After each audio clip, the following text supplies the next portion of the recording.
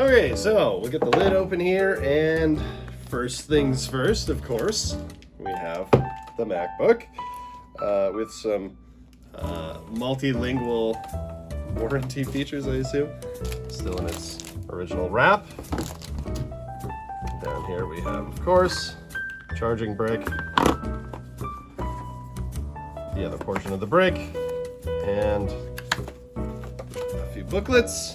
Our lovely warranty information, a little black envelope, I'm assuming to put your phone number in and give to someone you're passionate about, and some Apple stickers. And then another little black envelope made out of what feels like terry cloth. I assume this is for keeping the display clean. This looks like an envelope. Anyway. And then, of course, underneath this tray, there is nothing. Okay, maybe that doesn't come out. Let's have a look at this machine.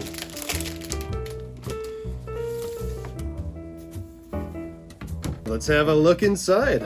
And this one even has the tissue paper, the custom tissue paper, that fits over top of the keys.